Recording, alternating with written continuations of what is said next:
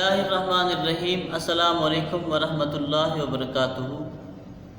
میں ہوں حافظ اللہ نواز، میری طرف سے تمام کو سلام پہنچے۔ بعد السلام، کسریٰ کا ایک بیٹا تھا، کسریٰ ایک بادشاہ گزرا، اس کا ایک بیٹا تھا، اس نے اپنے بیٹے کو پڑھانے کے لیے ایک استاد مقرر کیا۔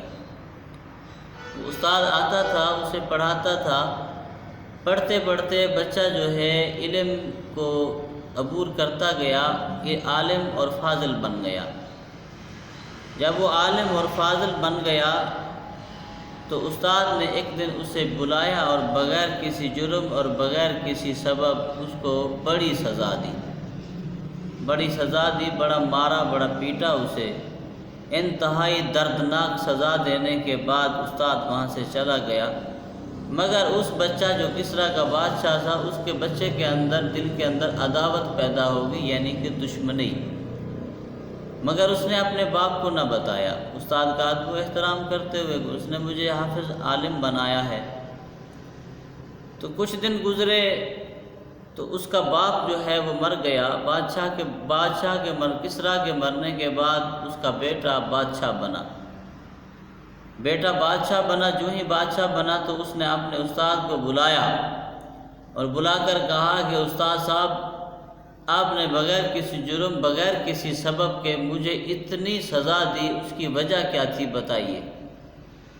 تو استاد نے کیا ہی خوب کہا کہ جب تک تو پڑھتا رہا، علم سیکھتا رہا، اس وقت تو مجھے نہ پتہ تھا کہ تو بادشاہ بنے گا، مگر جب تو عالم فاضل بن گیا تو مجھے پتہ چلا کہ تو بادشاہ کا لڑکا ہے اور بادشاہ کے مرنے کے بعد تو بادشاہ بنے گا۔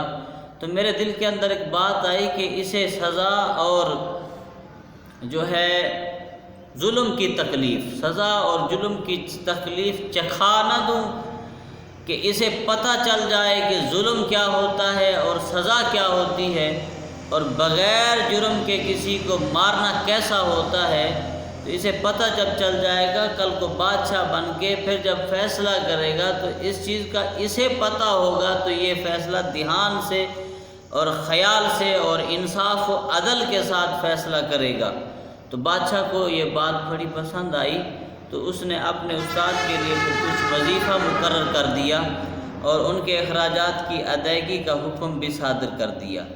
تو ہمیں ان باتوں سے سبق ملتا ہے کہ جب بندہ خود ان مراحل سے گزرتا ہو، یا اسے سزا ہوئی ہو، یا اسے کسی نے بغیر کسی جرم، بغیر کسی سبب کے مارا ہو، اس کے ساتھ ظلم کیا گیا ہو، جیسے ناحق قیدی ہوتے ہیں، تو ناحق کسی کو سزا دینا یا کسی کے اوپر ظلم کرنا یا کسی کے پنجے مروڑنے یا کسی کو تھپڑ مارنا، یہ کرنا، یہ فیصلے سنانے تو آسان ہے، مگر وہی بیتی خود اوپر بیتی ہوئی ہو، گزری ہو، تو پھر جب فیصلہ کرتا ہے بندہ تو اسے اپنا وقت بھی یاد آتا ہے، تو پھر وہ دھیان سے فیصلے کرتا ہے کہ کہیں وہ اس سے واقف ہوتا ہے، کہیں نہ کہیں یہ واقعے، یہ ظلم، یہ جبر، یہ سزا اسے بھی ملی جا چکی ہوتی ہے، تو اس سے وہ جو ہے وہ بڑا سبق سیکھتا ہے اور آگے وہ قدم جو ہے، ہاتھ جو ہے دھیان سے چلاتا ہے،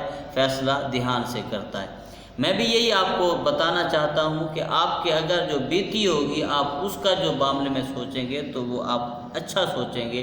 جو آپ کے اوپر بیتی ہوئی نہیں ہوگی، اگر اس کے بارے میں سوچیں گے تو وہ آپ اندازے سے سوچیں گے، مگر اصل حقیقت سے آپ نا آشنا ہوں گے، نا واقف ہوں گے۔